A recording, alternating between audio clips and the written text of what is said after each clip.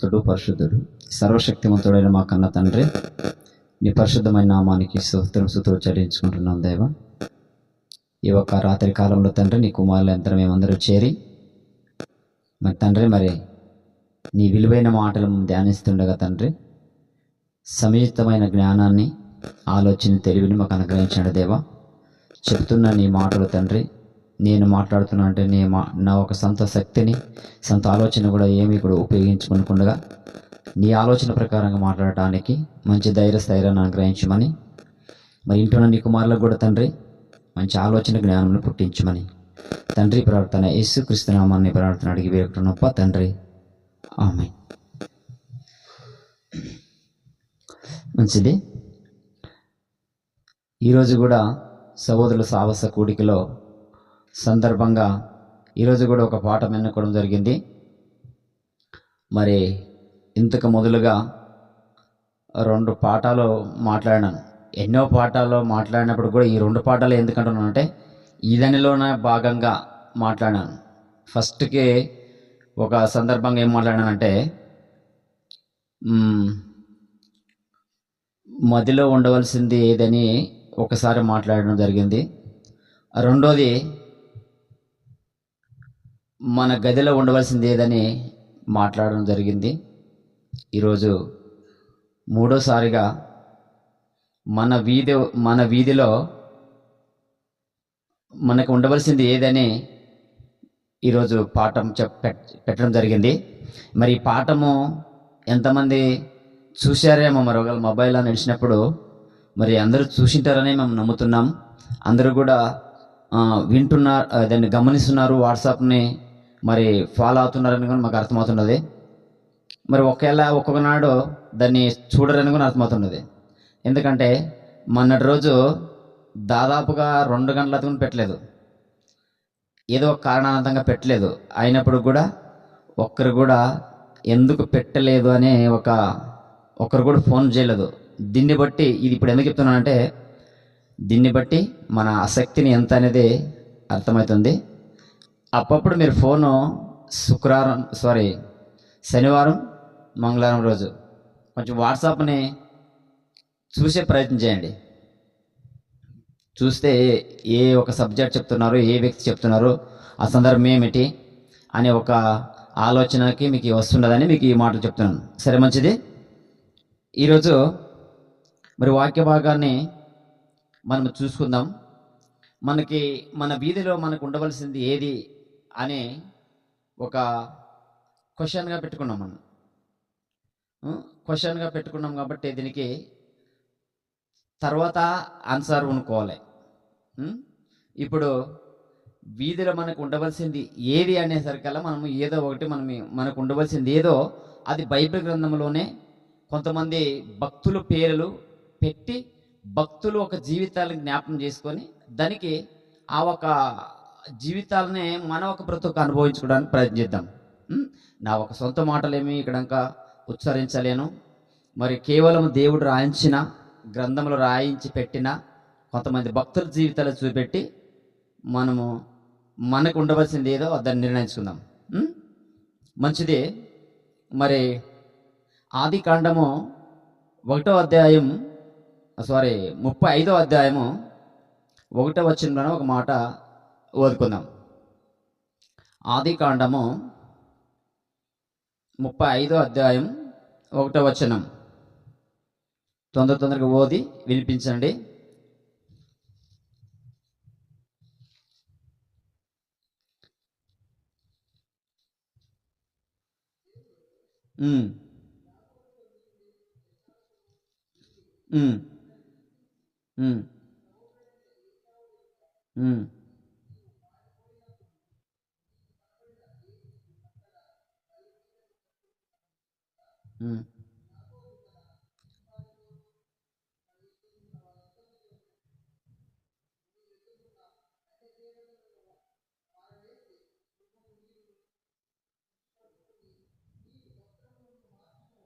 సరే, ఇక్కడ ఏం చెప్తున్నానంటే, దేవుడు యాకోబుతో కొన్ని మాటలు చెప్తున్నాడు. యాకోబుని ప్రేమించి మరి యాకోబు ఒక గుణాలు కూడా దేవుడు ఎరిగి యాకోబు క్యారెక్టర్ కూడా మెచ్చుకున్నట్ల విధానంగా మనం చూసుకొని అక్కడ చెప్తున్న మాటల ప్రకారంగా మరి యాకోబుకి చెప్తున్నాడు. యాకోబుని ఉద్దేశించి ఇక్కడ 9వ వచనంలో ఒక మాట ఉంటుంది. 9వ వచనం చూడు, అదే అధ్యాయంలో 9వ వచనం చూడి. ఆయన దేవుడు చెప్పిన ప్రకారంగా చేస్తున్నాడు యాకోబు దేవుడు ఎక్కడ వెళ్ళివ్వమంటే అక్కడ వెళ్ళి అక్కడ కార్యక్రమం చేస్తున్నామని మనకు తెలిసే.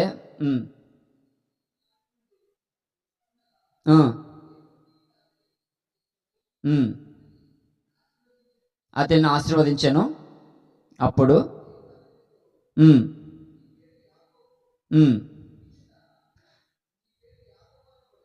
యాకోబు అనబడదు అంట వస్తాడు. ఓదు ఇంక ముందుకు కోదు.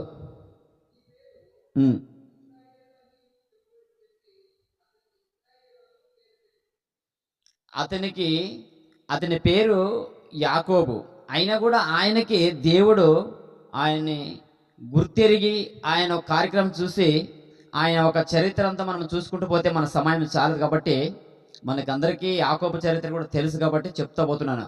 కొంత చెప్తూ మనం ముందుకు వెళ్తున్నప్పుడు అర్థం చేసుకోండి. ఆయనకి ఒక బిరుదు అనేది వస్తుంది. ఒక్కొక్క క్రియలు బట్టే మనిషికి ఒక పేరు అనేది వస్తుంది. పేరు తల్లిదండ్రుల పేరు నిర్ణయించేది ఒకటైతే మరొకరికి ఒక పేరు వస్తుంది. క్రియలను బట్టే ఒక పేరు వస్తుంది. క్రియలను బట్టే పేరు అనేది స్వతహాగా వస్తుంది. అది పెట్టిన పేరు కాదు. వస్తూ పేరు పెట్టడము, పేరు ఆ ఒక క్రియలను బట్టి పేరు పెట్టడం జరుగుతుంది. మనం ఒక లోకములో చూసుకుంటున్న మనము కూడా మన వ్యక్తులను చూసుకుంటూ పోతే కొంతమంది పేర్లు ఆ క్రియలను బట్టి కొన్ని పేర్లు వస్తుంటవి వ్యక్తులకి. ఒక ధర్మ కార్యక్రమం చేసేవాడిని చూసి మంచివాడు అని చెప్పి వాడు సచ్చినా బతికినా కూడా ఆయన గురించి పేరు పెట్టి వాళ్ళని ఎంతో విలువ చేస్తున్నాము. లేకపోతే వాళ్ళ క్రియలను బట్టి వాళ్ళకే ఒక పేరు స్వతహాగా వచ్చే విధానం మనకి అర్థమవుతుంది. అలాగే దేవుడు కూడా యాకోబును ఉద్దేశించి ఆయన ఏమంటున్నాడంటే ఇక మీదట ఆయన ఆశీర్వదించి ఇక మీదట నీ పేరు యాకోబు అనబడదు ఇశ్రాయేల్ అనే నీకు పేరు అని అక్కడ దేవుడు యాకోబుని మరి ఎంతకో హెచ్చిస్తున్నట్లు కనపడుతున్నదట. యాకోబుకి పేరు యాకోబు అని ఉన్నా ఆయనకి ఇశ్రాయేల్ అనే పేరు నిర్ణయించడం జరుగుతుంది. ఇంకా ముందుకు పోదు.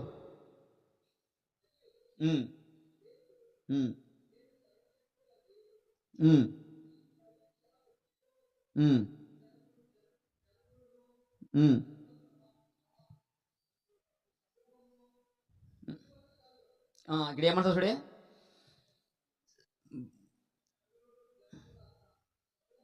జనములను జన సమూహములను నీ వలన కలుగును, రాజులను నీ గర్భవాసమున పుట్టుదరు. అక్కడ దేవుడు యాకోబును ఉద్దేశించి ఎంత లైఫ్ ఎంత ముందు భూత భవిష్యత్తు ఎరిగిన దేవుడు కాబట్టి ఆ ఒక యాకోబుని ముందర పెట్టుకొని యాకోబు దగ్గర వచ్చి ఇన్ని మాటలు సెలవిస్తున్నాడు తండ్రి అనే దేవుడు. ఆయనకి ఏమంటే తెలుసు అంటే నీ నుంచి నీ గర్భం నుంచి అనేకమైన జనసమూహం వచ్చి నీ నుంచే కొంతమంది రాజులు కూడా నీ గర్భంలో పుట్టుతున్నారని అక్కడ చెప్తున్నాడు దేవుడు. అక్కడ చెప్పినప్పుడు మరి ఇంకా కొన్ని వాక్యాలు చూస్తుంటే ఆయనకి యాకోబు ఆయనకి ఎంతో మంది కుమారులు అంటే 12 మంది కుమారులు ఉంటారు. ఆయన ఒక సంతానము విచిత్రంగా సంతానం ఎక్కువ మనం చూస్తున్నాం. అందులోన మరి కొంతమంది కుమారులకి 12 మంది కుమారులు అయితే ఆయన కుమారులలోనే కొంతమంది రాజులు పుట్టుకొస్తారని దేవుడు సెలవిచ్చాడు. అయితే ఆ ఒక కుమారులోన మరి మనము చూస్తున్నాము పెద్ద కుమారుడైన వానికి ప్రతి ఒక్క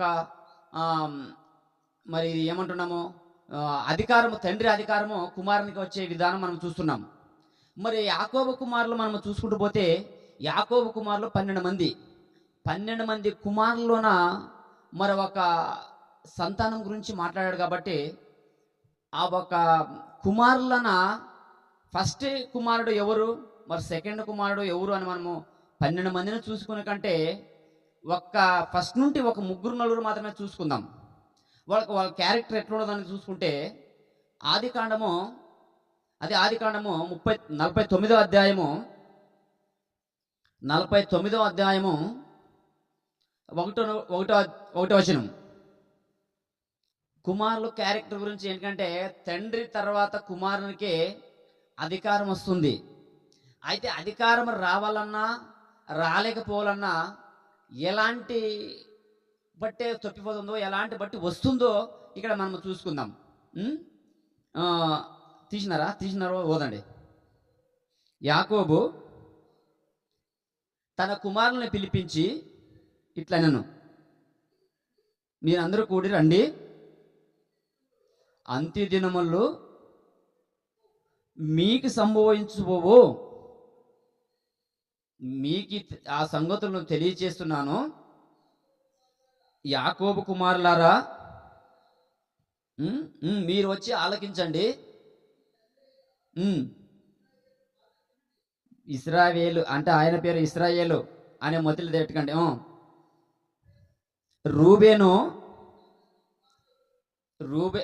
యాకోబుకి 12 మంది కుమారులు అంటే ఆ కుమారుల పేరులో మరి దినవృత్తాంత గ్రంథంలో ఉండవు వరుసగా.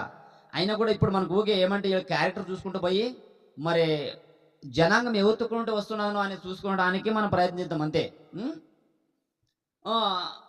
ముందు అదే ఓదాం. ఇప్పుడు ఎంతమంది, ఒక 4 మాత్రమే చూసుకుందాం. ఫస్ట్ కొడుకు నుండి చూసుకుందాం. ఫస్ట్ కొడుకు అయిన తర్వాత ఫస్ట్ కొడుకు పేరేమి? రూబేను. పెద్ద కుమారునికి చెందవలసినది ఏమో మరి ఆయన ఏమంటా చదివిస్తున్నాడో చూడు. పెద్ద కుమారుని క్యారెక్టర్ చెప్తున్నాడు మరి ఇప్పుడు.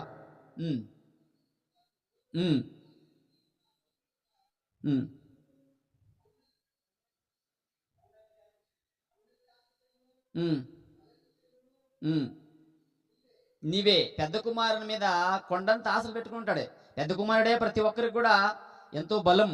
మరి పెద్ద కుమారుని ద్వారా ఎంతో తండ్రికి ఆశలు నెరవేరించేవాడు ఆయనే. మరి పెద్ద కుమారుని ద్వారా ఏమైనా అందుకునేది కూడా ఆయనే. అన్ని కూడా పెద్ద కుమారుని మీదే ఉంటుంది. ఆయన కూడా ఆయన ఉద్దేశించి అక్కడ మాట్లాడుతున్నాడు. ఎవరు?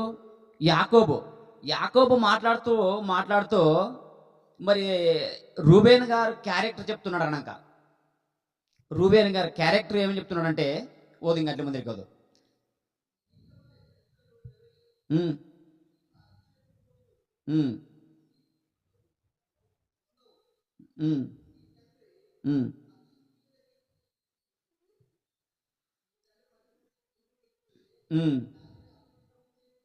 చాలు. అక్కడంక తండ్రి ఆ కుమారునితో మాట్లాడుతున్న మాట చూస్తే చాలా భయంకరమైన మాట అది. కుమారుడు మరి తండ్రికే ద్రోహం చేసినట్టు కనబడుతున్నాడు. తండ్రికే ద్రోహం చేసినట్టే. తండ్రి ఏమో కోటాశలు పెంచుకున్నాడు. ఫస్ట్ చెప్పిన వచనంలోన నీవే నా ఒక ఎంత విలువైన మాట్లాడుతున్నాడు తండ్రికి. ఆ కుమారునికి తండ్రి చెప్తున్న మాటలో నీవే నాకి, అక్కడ ఏమో వచనంలోన రూబేను గురించి చెప్తున్నాడు. నా శక్తియు, నా బలమయు, నా ప్రథమ ఫలమును, నా ఉద్దేశముల అన్నీ కూడా అంటే నీవే అన్ని నెరవేరించేవాడు అనే చెప్తున్నాడు. చెప్తుంటూ వస్తుంటే ఆయనకు వెనక జరిగిన ఒక సంగతి తెలుస్తుండదు ఆయనకి. ఆయన ఒక చెడ్డ క్రియ చేసినాడు. చెడ్డ క్రియ ఎక్కడ చేసినాడంటే ఆయన చెప్తున్న మాటలు కూడా మనం చూసుకుంటే ఎన్నో వచనం 4 వచనంలా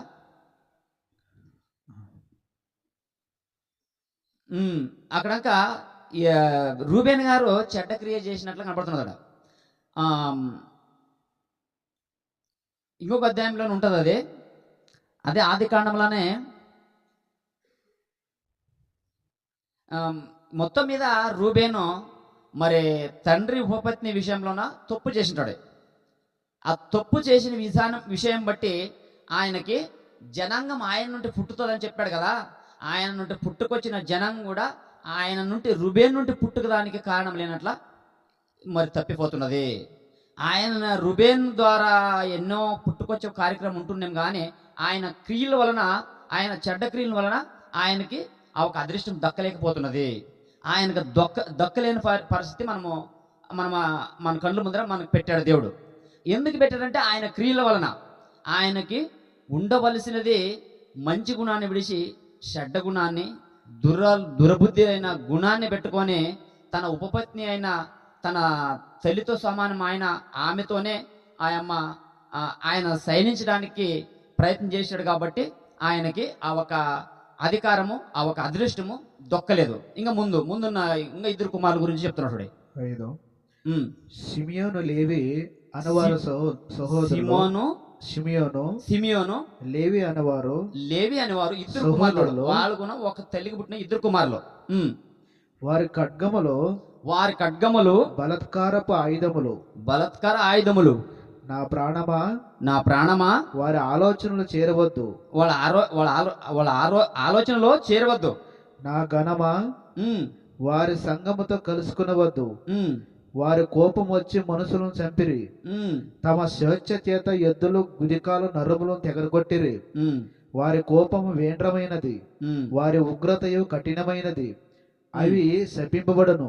యాకోబులు వారిని విభజించేదను, ఇశ్రాయేలు వారిని చెదరగొట్టేదను. 8వ వచనం. చాలు ఇది ఉన్నాయి. ఈ ఇద్దరు గురించి చెప్తున్నాడు. ఒక కుమారుని చెప్పాడు, ఆయన క్రియ ఏమిటని చెప్పాడు, ఆయన క్రియ బాగలేదు అనేది కనపడింది మనకి. ఇంకా ఇద్దరు కుమారుల గురించి సిమియోను, లేవి, వాళ్ళు ఏం చేశారంటే ఆజ్ఞను అతిక్రమించినట్లుగా మరి వాళ్ళ కత్తితోనే ఎంతో మందిని చంపేశారు. చంపేసిన విషయం కూడా మనము చూసుకోవాలంటే టైం అవుతుంది. వాళ్ళు చంపేశారు, జనాలని చంపేశారు. చంపేస్తే మరి విచిత్రమైన ఇశ్రాయేలుకి చెడ్డ పేరు తెచ్చినారు వాళ్ళ ద్వారా.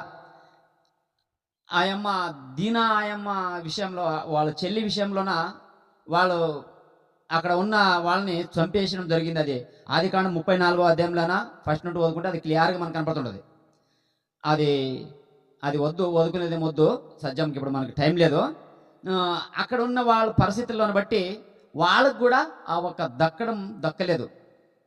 దక్కలేదానికి మరి ఇంకా ముందున్న వచనంలోనూ అదే 49 కింద వచనంలో ఉంటుంది చూడే, అదే 49 కంటిన్యూ.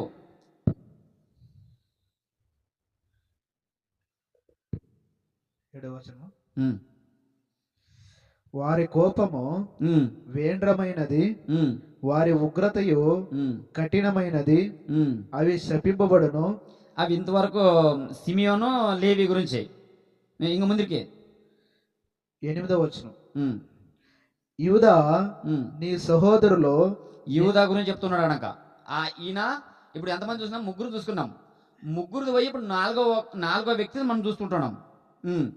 యూదా నీ సహోదరులు నిన్ను స్తుతించెదరు. నీ చెయ్యి నీ శత్రువుల మెడ మీద ఉండును. నీ తండ్రి కుమారులు నీ ఎదుట సాగిలపడదురు. యూదా కొదమ సింహం. నా కుమారుడా, నీవు పట్టిన దానిని తిని వచ్చితివి. సింహం వలె గర్జించు ఆడ సింహం వలె అతడు కాళ్ళు ముడుచుకొని పండుకునినను అతని లేపివాడవు. చాలు. ఇక్కడ ఏమున్నదంటే నలుగురు గురించి మనం ఉదాహరణ చేస్తుంటే ఈయన మాత్రము, యూదాకు మాత్రము మంచి ఒక దక్కింది. ఏం దక్కిందంటే సంతానం పెరగడానికి ఈయన ద్వారా మాత్రం దక్కింది. వాళ్ళ ద్వారా ఎవరి ద్వారా దక్కలేదు.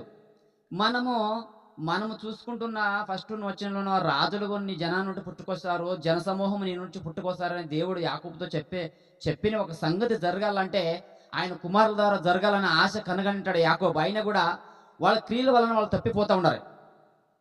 ఎందుకంటే నరహత్య చేస్తే మరి మంచిది కాదు కదా. దేవుడు ఫస్ట్ ఇచ్చిన ఆజ్ఞలానే మరి ఇశ్రాయేల్ కుమారులైనా కూడా మరి వాళ్ళు పాపం చేస్తే వాళ్ళకి మరి దేవుడు మరి వాళ్ళని చేర్చుకుంటాడని కాదు, పాపం చేసిన వాళ్ళు మాత్రం ఖచ్చితంగా ఆయన మరి ఒప్పులేందానికే మరి లాస్ట్కి ఇక్కడ 4వ కుమారుడైన యూదా, ఆయన ద్వారానే కొంతమంది పుట్టుకొచ్చే ఒక సమయం మనం చూసుకుంటున్నాం. మనకంతా కూడా మరి మార్గదర్శి అయిన క్రీస్తు కూడా యూదా గోత్రం నుంటే వస్తున్నాడని మనకు తెలిసింది. అది యూదా గోత్రం నుంటే మరి యేసుక్రీస్తు కూడా వచ్చాడని మనము ఎన్నో లేఖనంలో మనం చూసుకుంటున్నాం.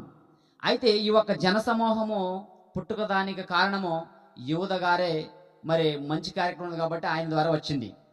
మరి ఇంకొకటి మరి ఆది కాండము 25వ అధ్యాయము 30 వచనంలో ఒక సంగతి మనం చూసుకుంటున్నాం. 25వ అధ్యాయము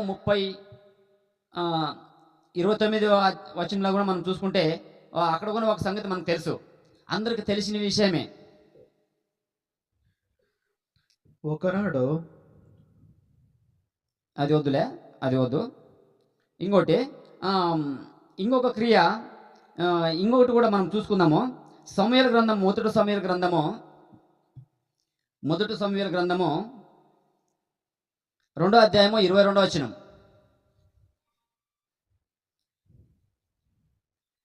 మొదటి సమూయేలు గ్రంథము 2వ అధ్యాయము 22వ వచనం. ఏలి బహువృద్ధుడాయను, ఇశ్రాయేలుకు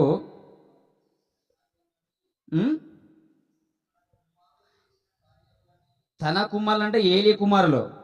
ఉమ్, ఉమ్, ఉమ్, ఉమ్, ఉమ్, ఉమ్, ఉమ్, ఉమ్, ఉమ్, ఉమ్, ఉమ్, ఉమ్, ఉమ్,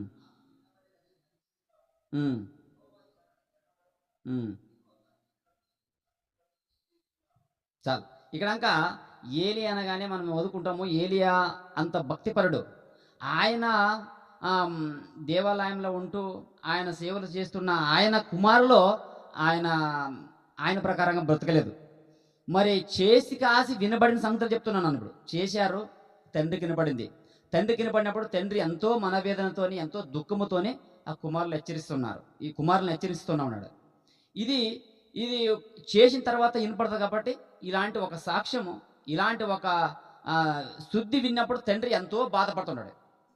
మరి ఆ ఒక తండ్రి బాధపడినప్పుడు మరి ఆ కుమారులు చేసిన ఒక క్రియను బట్టి తండ్రికి ఎంత అవమానం వస్తుంది.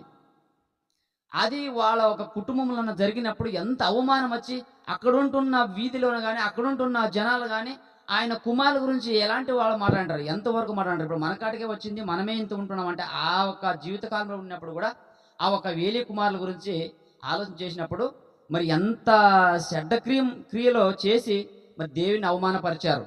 అతని విషయమై ఏలే గారు ఎంతో దుఃఖపడ్డాడు, ఎంతో వేదన పడ్డాడు. ఇలాంటి పనులు చేయడము మంచిది కాదని ఆయన ఎంతో బాధపడి చెప్పాడు. అంత బాధపడి చెప్పి అలాంటి ఒక క్రియలు మంచివి కాదని ఎంతో విచిత్రంగా బాధపడిన సంగతి మనం చూస్తున్నాం.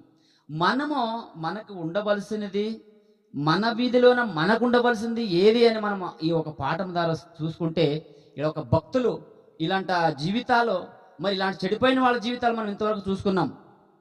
ఇలాంటి జీవితాల్లో మరి ఇట్లా ఉండకూడదనే మనకు హెచ్చరిస్తుంది. బైబిల్లో మంచి వాని గురించి చెడ్డవాని గురించి రాశారు, ఇలా ఉండకూడదు. మరి యూదా గారి గురించి మనం చదువుకున్నాము, యూదా గారి గురించి అక్కడ యూదా గారు ఎలాంటి మంచి సాక్ష్యం పొందడం అలాంటిగా ఉండాలి. మరి ఒక రాజును చూసుకుందాము.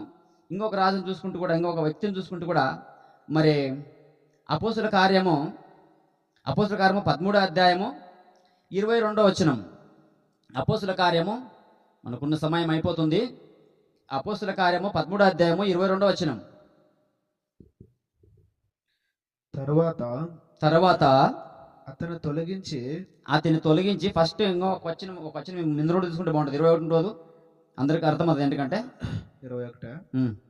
ఆ తర్వాత వారు రాజు కావాలని కోరగా దేవుడు బెన్యామీను గోత్రకుడును కీషు కుమారుడనైన సౌలును వారికి 40 ఏండ్ల వరకు దయచేసెను. తర్వాత అతను తొలగించి దావీదును వారికి రాజుగా ఏర్పరిచెను. ఇది పాత నిబంధనలు చెప్పినా కూడా ఇది కొత్త నిబంధనలు చెప్తా ఉన్నది. అంటే పాత నిబంధనలు జరిగిన సంఘటన ఇక్కడ ఆయన గురించే సాక్ష్యం చెప్తున్నాడు దేవుడు. మరియు ఆయన, నేను యెషయా కుమారుడైన దావీదును కనుగొంటిని, అతడు నా ఇష్టానుసార మనుషుడు అతడు నా ఉద్దేశములన్నీ ఆ, నెరవేర్చినని ఉమ్, చెప్పి అతని గురించి సాక్ష్యం ఇచ్చాను. ఇక్కడ ఇంకా దేవుడే ఏం చేస్తున్నాడు? సాక్ష్యం ఇస్తున్నాడు. ఏంటికి సాక్ష్యం ఇస్తున్నాడు అంటే దావీదు గారి గురించి ఆయన ఉంటున్న తన జీవితంలోన తన ఉద్దేశాలు అన్ని కూడా నెరవేరించాడు. ఎవరి ఉద్దేశాలు? దేవుని ఉద్దేశాలు నెరవేరించాడు. దేవుని ఉద్దేశాలు నెరవేరించిన దానికే దేవుడే దావీదు గురించి సాక్ష్యం చెప్తున్నాడు. దావీదు గురించి సాక్ష్యం చెప్తున్నాడు. దావీదు ఎందుకప్ప తప్పు చేసిరు కదా అంటే అనే మన ఒక ఆలోచనలను వస్తుంటాం మనకి. అయినా కూడా మనిషి అనేవాడు, శరీరం కలిగిన వాడు ఖచ్చితంగా ఒక్కసారి పొరపాటు చేస్తుంటాడు. పొరపాటు చేసిన వ్యక్తి కూడా ఒక్కొక్కసారి ఏమంటారంటే పొరపాటు చేస్తూ ఉంటే కూడా ఒక్కొక్కసారి తప్పు అనేది కనపడినట్ల పరిస్థితులు కూడా ఉంటారు ఒక్కొక్క మనిషి. అయితే తన తప్పు తనకు తెలిపినప్పుడు తిద్దుకునే వ్యక్తి చాలా గొప్పవాడు. అలాంటి క్యారెక్టరే దావీదు గారు క్యారెక్టర్. అలాంటి ఒక గుణాన్ని కలిగాడు. ఎలాగంటే తప్పు చేశాడు. తప్పు చేసిన తక్షణమే మరి ఒక ప్రవక్త ద్వారా తన తప్పు తను తెలిపే వరకు తన తప్పు తెలుసుకోలేదు. తనకు తెలిసినప్పుడు అప్పటి నుండి ఖచ్చితంగా తను తిద్దుకొని ఇక నుంచి ఎన్నడూ కూడా పాపం చేయలేదు. ఎన్నడూ కూడా పాపం చేయనట్టు తన జీవితము అంత మంచిగా బ్రతికాడు. తన తప్పు ఏం చేశాడు అంటే ఒక స్త్రీ గురించి తప్పు చేశాడు. అలాగే మరొక స్త్రీ గురించి కూడా ఆయన తప్పు ఎప్పుడు చేయలేదు. అప్పుడు పశ్చాత్తాపం పడి తర్వాత ఎప్పుడు కూడా తన తప్పు చేయలేదు. ఒక మాట మరి దావీదు గురించి చూసుకుందాము. ఒకటో రాజుల గ్రంథము 1వ అధ్యాయం. ఒకటో రాజుల గ్రంథము 1వ అధ్యాయంలోన ఒక మంచి మాట ఉంటుంది. ఎవరు? దావీదు గురించి ఉంటుంది. ఆ దావీదు ఏంటంటే దావీదు తప్పు చేశాడు కదా అని మన నెత్తలో మెదులుతున్నది కాబట్టి నేను చెప్తున్నాను. దావీదు తప్పు చేశాడు. తన తప్పు తను తెలిసినప్పుడు అప్పుడు వెలిగించుకున్నాడు. అవు కదా నేను తప్పు చేశానని చెప్పి ఫుల్ పశ్చాత్తాపం పడి తిరగపరి ఎప్పుడు కూడా తను తప్పు చేయలేదు. తప్పు చేయలేదు. అవకాశం తన ఒడిలోకి వస్తూ తప్పు చేసినాడు. తన ఒడిలోకి అలాంటి ఒక స్త్రీ విషయంలో వస్తే కూడా తప్పు చేయని ఒక వ్యక్తిగా మిగిలిపోయాడు. అలాగా ఉద్దేశించి అలాంటివన్నీ క్రియలు చూసి దేవుడే స్వయంగా ఆయన గురించి సాక్ష్యం ఇచ్చాడు. ఇప్పుడు ఇంతవరకు వదుకునే అపోస్తుల కార్యం వలన ఇప్పుడు అదే ఈ దావీదు గురించి చూద్దాం. 1వ రాజుల గ్రంథము 1వ అధ్యాయం 1వ వచనం. రాజైన దావీదు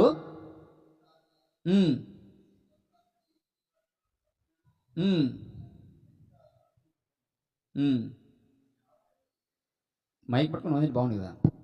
రాజైన దావీదు బహు వృద్ధుడుగా సేవకులు అతనికి ఎన్ని బట్టలు కప్పిననో అతనికి వెట్ట కలగక ఉండెను. కాబట్టి వారు మా ఏలినవాడు ఒక రాజువగు, నీ కొరకు తగిన చిన్నదాన్ని వెతుకుట మంచిది. ఆమె రాజైన నీ సముఖమందుండి నిన్ను ఆదరించి వెట్ట కలగ చేయుటకు నీ కౌగిటిలో పండుకునని చెప్పి ఇశ్రాయేలు దేశపు దిక్కులన్నిటిలో తిరిగి ఒక చక్కని చిన్నదానిని వెతికి అభిషేగు అను షోలోమిరాలని చూచి రాజునద్దుకు తీసుకొని వచ్చిరి. ఈ చిన్నది బహు చక్కనది ఉండి రాజును ఆదరించి ఉపచారం చేయుచుండెను, గాని రాజు దానిని కూడలేదు. చాలు. అంటే ఈ దావీదు గారికి ఇంకొక పని ఎప్పుడు తప్పు చేసినాడు. ఇంకొక అధ్యాయంలో కూడా ఉండదు. అదొక్క విషయంలో తప్ప దావీదు ఎప్పుడు కూడా తప్పు చేసినాడని దేవుడే సాక్ష్యం ఇస్తున్నాడు. అది దేవుడు సాక్ష్యం ఇవ్వాలంటే, మన గురించి సాక్ష్యం అంటే దేవుడు ఇవ్వాలంటే సన్న విషయం కాదు. దేవుడే సాక్ష్యం ఇవ్వాలంటే మన క్రియలన్నీ, వాళ్ళ క్రియలంతా ఎరిగి దేవుడు సాక్ష్యం ఇస్తున్నాడు వాళ్ళ భక్తుల గురించి. మరి ఇంకా ఒక వ్యక్తి గురించి చూపిస్తున్నాను. 1వ సమూయేలు గ్రంథము అదే 2వ అధ్యాయము 26వ వచనం.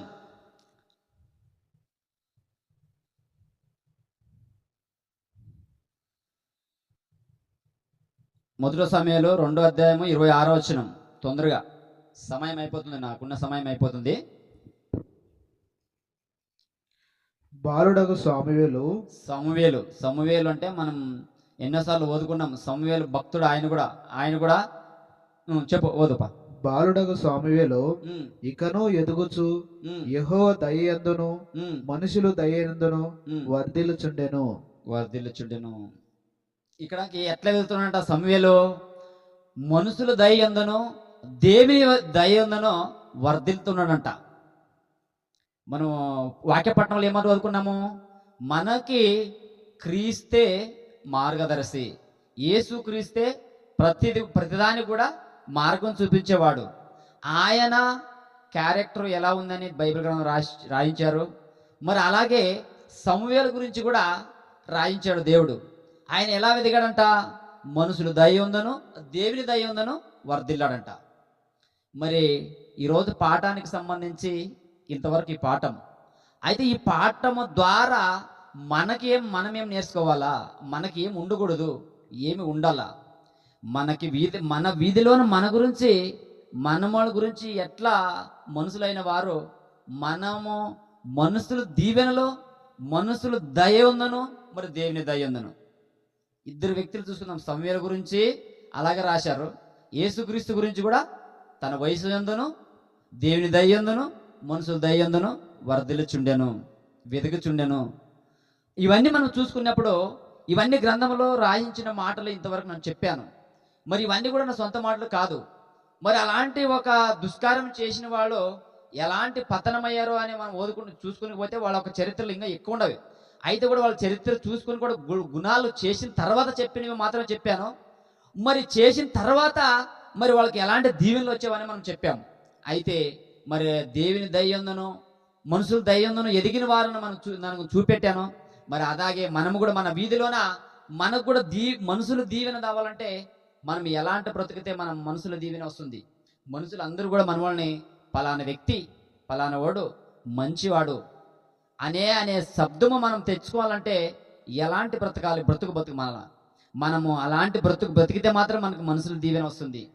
దేవుని దయ అంటే మరి దేవుని దయ ఖచ్చితంగా ఉంటుందిలే అనే మాట కాకుండా మనుషుల దయ కావాలంటే మన క్రియలను బట్టే మనుషుల దయ వస్తుంది.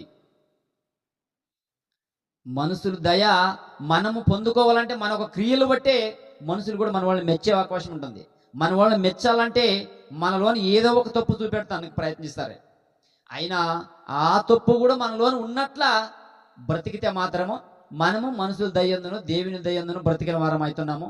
అదే మనకి ఉండవలసిన మన వీధిలోనే మనకి సాక్ష్యం, మన సాక్ష్యం మంచి సాక్ష్యం ఉండాల. మన వీధిలో మనకు ఉండవలసిన అది ఏది అంటే ఇదే మనకి మంచి సాక్ష్యం మన వీధిలోనే మనకు ఉండాలి.